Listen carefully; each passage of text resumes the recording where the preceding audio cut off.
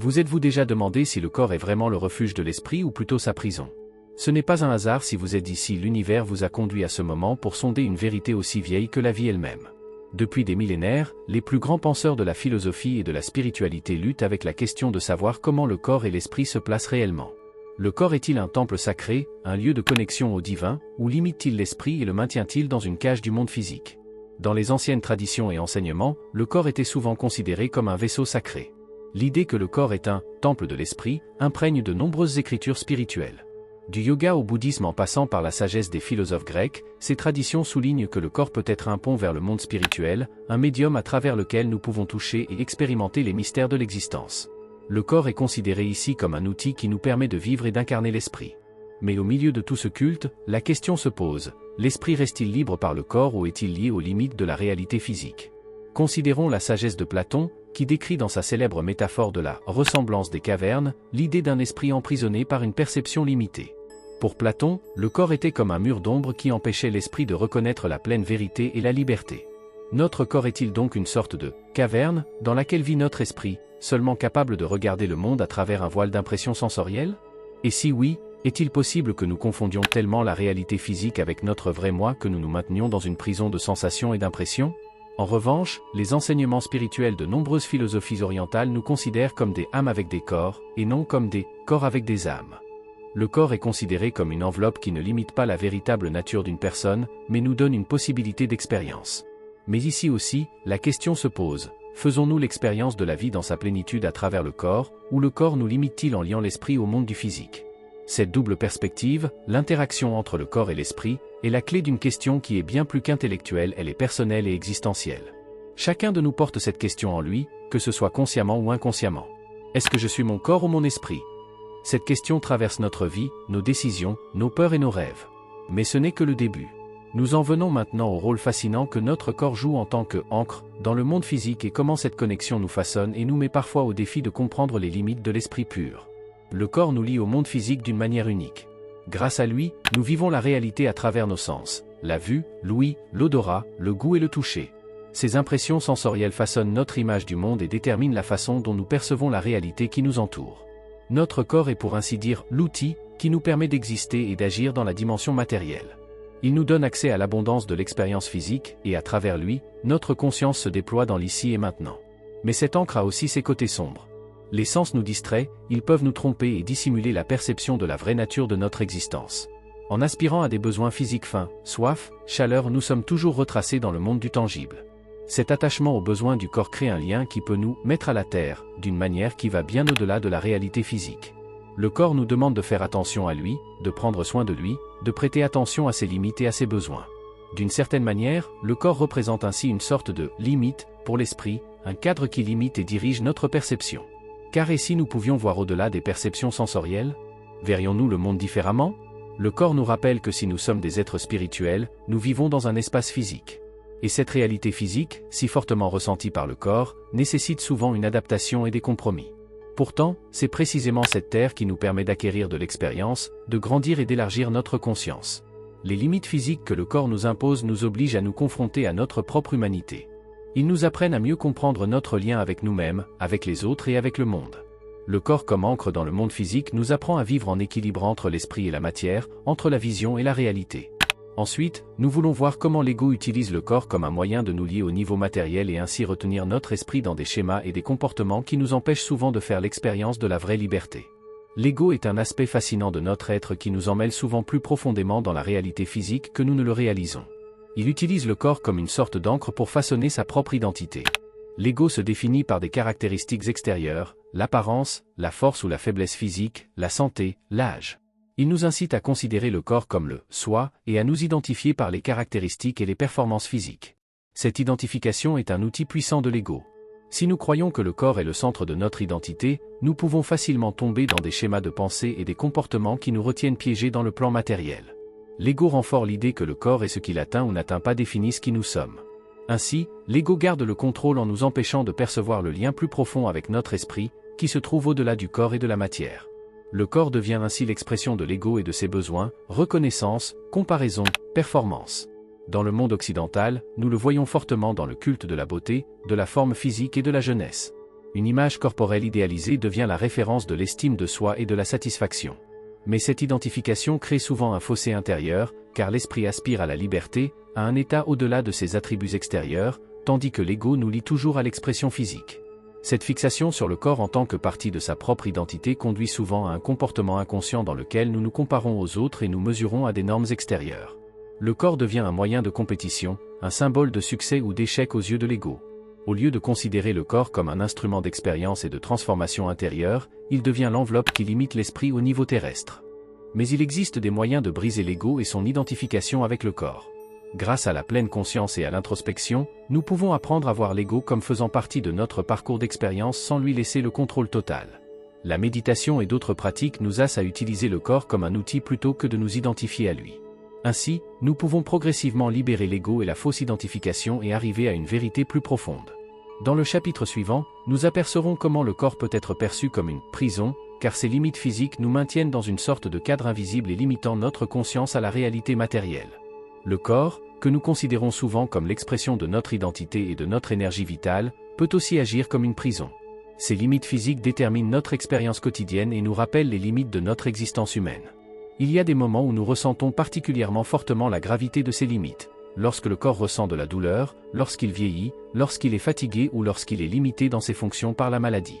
Ces moments nous montrent que le corps nous maintient dans une forme qui semble lier fermement l'esprit. Cette prison des besoins physiques peut nous distraire de la liberté de l'esprit. Le soin constant du corps, manger, dormir, la santé lie une grande partie de notre énergie et de notre attention à l'ici et maintenant du monde matériel. Par le besoin de satisfaire ces besoins fondamentaux, notre esprit reste souvent ancré dans la réalité terrestre et s'éloigne de la liberté et de l'illimité que de nombreuses traditions spirituelles attribuent à l'esprit. Un autre aspect de cette limitation réside dans l'éphémère du corps. L'éphémère nous fait comprendre que le corps nous quittera à un moment donné, un fait qui est difficile à accepter pour de nombreuses personnes et qui déclenche souvent des peurs. Cette finitude physique nous lie au cycle de la naissance, de l'âge et de la mort, et dans cette finitude, l'esprit se sent comme un oiseau qui frappe les murs d'une cage invisible. Le corps devient le symbole de tout ce qui nous limite, de tout ce qui nous rappelle l'éphémère. Mais ce qui semble être une prison peut aussi agir comme un maître enseignant. En nous voyant nos limites, le corps nous ouvre en même temps la possibilité d'aspirer à quelque chose qui va au-delà de la matière. Ces limites du corps appellent l'esprit à la réflexion, à l'aspiration à ce qui se trouve au-delà de la dimension physique. Comme l'a écrit le poète Soufi Rumi, ce que tu cherches, te cherche aussi. Dans cette prise de conscience se trouve la vérité que, bien que le corps ait des limites, l'esprit aspire à une plus grande réalité. En reconnaissant les limites du corps tout en trouvant des moyens d'étendre l'esprit au-delà de ces limites, nous apprenons à comprendre le corps et l'esprit d'une nouvelle manière. Le corps en tant que prison devient alors une leçon précieuse d'humilité, de pleine conscience et de croissance intérieure. Il nous montre que la liberté n'est pas limitée par les conditions physiques, mais commence plutôt à l'intérieur, dans la façon dont nous acceptons le corps comme faisant partie de notre chemin, tout en s'efforçant au-delà. Dans le chapitre suivant, nous nous pencherons plus en détail sur le pouvoir caché de l'esprit et sur la façon dont il nous aide à trouver la vraie liberté, une liberté indépendante des limites physiques du corps et qui nous conduit dans le champ illimité de la conscience. Alors que le corps nous lie souvent aux lois physiques, une vérité profonde est cachée. La vraie liberté naît dans l'esprit, au-delà de toutes les limites matérielles. Il y a une force en toi, une liberté mentale qui n'est pas limitée par ton corps. L'esprit possède la capacité de transcender les contraintes physiques et de nous conduire à une liberté intérieure qui nous ouvre une nouvelle perspective sur la réalité. Grâce à la méditation et à la réflexion intérieure, cet espace caché de l'esprit devient accessible. La méditation est une porte d'entrée vers l'étendue infinie de la conscience, un moyen de libérer les ancres du corps et de plonger l'esprit dans une nouvelle dimension de liberté. Dans la méditation, le corps passe à l'arrière-plan tandis que l'esprit repose en lui-même, libre des liens physiques.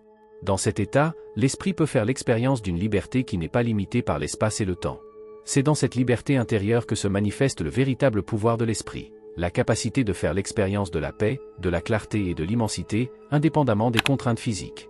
Un moine célèbre a dit un jour, « L'esprit est comme une vaste mer, la profondeur infinie et le silence attendent sous la surface. » L'esprit peut se libérer des distractions extérieures et se plonger dans son propre silence, un silence qui n'est pas limité par le corps. Cette liberté d'esprit se manifeste également dans la façon dont nous faisons face aux défis de la vie. Le corps peut connaître la douleur, l'âge ou d'autres restrictions, mais l'esprit a la capacité d'aller au-delà et d'acquérir une perspective libre de la réalité physique. Dans cette liberté intérieure réside le pouvoir de considérer la souffrance et la douleur de manière transformatrice et de préserver sa propre paix, quelles que soient les circonstances extérieures. Le chemin vers la liberté spirituelle ne signifie pas nier ou ignorer le corps, mais le considérer comme un outil qui nous conduit au silence. Comprendre que l'esprit est libre nous aide à relativiser les limites physiques du corps et à reconnaître notre moi comme beaucoup plus. Cette prise de conscience apporte la paix et une profonde sérénité, une acceptation de la physicalité et en même temps la connaissance que nous sommes plus qu'un simple corps. Maintenant que nous avons reconnu le pouvoir de l'esprit comme source de la vraie liberté, nous nous tournons vers un nouveau point de vue dans le chapitre suivant, le corps comme outil de connexion et de croissance intérieure. Nous verrons comment le corps peut servir non seulement de limite, mais aussi de chemin vers des expériences plus profondes. Le corps est bien plus qu'une simple prison ou une enveloppe physique, c'est aussi un instrument puissant qui nous aide à établir des liens plus profonds et à grandir spirituellement. Grâce à lui, nous faisons l'expérience de la beauté du monde physique et pouvons vivre des expériences profondes et immédiates qui nous mettent en contact avec nous-mêmes et notre environnement. Dans ce rôle, le corps devient un moyen de connexion qui nous aide à mieux nous comprendre nous-mêmes et à mieux comprendre la vie sous toutes ses facettes. Dans les pratiques spirituelles telles que le yoga et le tai chi, le corps est délibérément utilisé pour calmer l'esprit et le conduire à une plus grande harmonie. Grâce au mouvement, à la respiration et à la perception consciente du corps, le lien entre le corps et l'esprit s'approfondit. Ces méthodes nous enseignent à utiliser l'expérience physique comme un accès à la paix intérieure et à une conscience plus profonde. Le corps devient le médium à travers lequel nous pouvons harmoniser l'esprit et trouver un équilibre entre l'intérieur et l'extérieur. De plus, le corps est le miroir de nos états intérieurs. Les émotions telles que la joie, la tristesse ou la peur se manifestent souvent physiquement, que ce soit sous forme de palpitations cardiaques, de chaleur ou de relaxation. Ces sensations physiques nous donnent des indications sur ce qui se passe à l'intérieur de nous. Lorsque nous apprenons à écouter notre corps, nous nous rendons compte qu'il nous envoie des messages qui nous aident à mieux comprendre notre plus profond. Le corps nous montre quand nous sommes stressés ou détendus, quand nous nous sentons en sécurité ou incertains. Par ces messages, il nous ouvre la voie à la croissance intérieure. Dans les moments de pleine conscience et de méditation, le corps peut même devenir une porte d'entrée vers des états de conscience plus élevés. Lorsque nous percevons les sensations physiques avec attention, sans nous y accrocher, nous commençons à découvrir les niveaux les plus fins de notre être qui se cachent derrière. Le corps nous conduit dans une présence qui nous permet de faire l'expérience de notre vrai moi au-delà des pensées, de l'ego et des limites physiques. Dans ces moments, le corps devient le canal par lequel nous trouvons l'accès à une dimension spirituelle plus profonde. Par le corps, nous vivons donc non seulement le monde matériel, mais aussi la profondeur cachée de notre existence. Il nous apprend à respecter et à entretenir les liens entre le corps et l'esprit. En concentrant notre attention sur le corps et en prenant ces signaux au sérieux, nous réalisons que toute expérience physique est aussi une invitation à la réflexion et à la croissance. Le corps est donc bien plus qu'une limite ou un outil, il est un précieux professeur sur notre chemin spirituel. Dans le chapitre suivant, nous abordons le concept de transcendance et nous nous demandons comment nous pouvons grandir au-delà du corps sans le nier, comment trouver l'équilibre entre l'expérience physique et la liberté mentale et ainsi entrer dans une nouvelle dimension de la perception de soi. Grâce au voyage spirituel, nous apprenons que le corps est un compagnon précieux, mais il y a des moments où nous aspirons à un état qui va au-delà du physique. La transcendance consiste à surmonter les limites du corps physique et à laisser l'esprit entrer dans une dimension de liberté et d'étendue qui se situe au-delà du purement physique. C'est un état dans lequel nous ne nous percevons plus comme un seul corps, mais comme une conscience pure, une expérience qui, dans de nombreuses traditions spirituelles, est considérée comme la plus haute forme de connaissance de soi. Dans les expériences mystiques, dans la méditation profonde ou dans les moments de présence absolue, nous pouvons voir comment le corps perd de l'importance et l'esprit entre dans un état décrit comme « être pur ». L'enseignant spirituel Ram Dass a dit un jour « Nous sommes des êtres spirituels qui font une expérience humaine ». Ces mots résument ce que signifie vraiment la transcendance, une prise de conscience que notre vrai moi n'est pas lié à la forme physique et que nous avons la liberté d'aller au-delà de cette forme. Cet état de transcendance n'est pas synonyme de fuite du corps ou de déni de son existence. Il signifie plutôt accepter le corps comme une partie de l'ensemble, tout en élargissant la conscience pour saisir les niveaux au-delà du physique. En atteignant cet état supérieur de l'esprit, nous pouvons trouver un équilibre entre la vie physique et une liberté intérieure illimitée. C'est l'immersion dans ce qui se trouve au-delà du visible, et la prise de conscience que notre être va bien au-delà de l'enveloppe physique. La pratique de la transcendance est un moyen de découvrir l'essence spirituelle de la vie et d'utiliser le corps comme un outil au lieu de se laisser lier par lui. Grâce à des techniques telles que la méditation, les exercices de respiration et la pleine conscience, nous apprenons à observer les sensations physiques sans nous identifier à elles. Nous reconnaissons que la douleur, la joie, le désir, toutes ces sensations vont et viennent, mais la conscience derrière reste constante et intacte. Lorsque nous transcendons le corps, nous apprenons qu'en vérité, nous ne sommes jamais limités à cette forme physique. Nous sommes témoins de notre propre existence, libres des limites que le corps nous impose apparemment. Cette connaissance apporte une paix intérieure profonde, une sérénité qui nous porte dans les défis quotidiens de la vie. Nous ne nous sentons plus liés à l'éphémère physique, mais nous nous reconnaissons comme une conscience éternelle qui survit au changement et au temps. Dans le dernier chapitre, nous approfondirons cette connaissance en regardant la synthèse du corps et de l'esprit et en comprenant comment cette unité nous conduit à une nouvelle perception harmonieuse de soi. Car en fin de compte, le corps et l'esprit ne sont pas des opposés, mais deux facettes d'un être spirituel complet. À la fin de ce voyage, nous arrivons à la réalisation que le corps et l'esprit ne sont pas des entités distinctes, mais qu'ils sont liés dans une unité plus profonde. Ensemble, ils forment le tissu de notre expérience humaine, dans lequel chaque souffle, chaque sensation et chaque pensée sont entrelacés. Ce qui apparaît d'abord comme une dualité, le corps comme frontière physique et l'esprit comme conscience libre, se révèle à y regarder de plus près comme une interaction harmonieuse de deux facettes de notre existence. Cette synthèse du corps et de l'esprit nous permet de comprendre les limites de l'un tout en développant le potentiel de l'autre. Le corps nous enseigne la pleine conscience, la présence et l'acceptation du monde physique, tandis que l'esprit nous ouvre la liberté de voir au-delà du purement physique et de nous immerger dans les profondeurs de la conscience. En unissant ces deux côtés de notre être, nous trouvons un moyen de vivre dans le monde physique sans être complètement limité par celui-ci. Nous faisons l'expérience de l'éphémère du corps et de l'éternité de l'esprit, et c'est dans cette tension que naît la beauté de la vie. Cette compréhension nous conduit à un état dans lequel nous ne voyons plus le corps comme un obstacle, mais comme un moyen par lequel l'esprit s'exprime. C'est le lieu où l'esprit fait ses expériences, où il manifeste son énergie et prend forme dans le monde physique. Le corps n'est plus une prison, mais une porte à travers laquelle nous pouvons faire l'expérience de nous-mêmes et de l'univers. En harmonisant le corps et l'esprit, nous apprenons à utiliser la sagesse des deux niveaux, la profondeur de l'esprit et la présence du corps. Nous sentons comment cette synthèse mène à la paix intérieure et à un sentiment d'anténitude. Nous ne sommes plus en contradiction avec notre propre nature physique, mais nous reconnaissons que notre chemin vers l'épanouissement réside précisément dans cette interaction. La liberté spirituelle de l'esprit et l'expérience sensorielle du corps se complètent et créent une conscience à la fois attachée à la terre et dirigée vers le ciel. Dans cette unité entre le corps et l'esprit commence un nouveau chapitre de notre perception de soi. Nous ne sommes plus soit le corps, soit l'esprit, nous sommes les deux en même temps. Nous trouvons une harmonie profonde qui nous apprend à profiter de notre vie dans le monde matériel sans nous y perdre et à vivre dans la dimension spirituelle sans perdre le contact avec la terre. Cette synthèse nous permet d'être libres et en même temps ancrés, conscients et pourtant dans le flux de la vie. C'est avec cette idée que se termine notre voyage, mais c'est en même temps le début d'une nouvelle perspective sur notre être. Que cette compréhension du corps et de l'esprit en tant qu'unité vous ouvre la voie à la liberté intérieure et à une vie épanouie.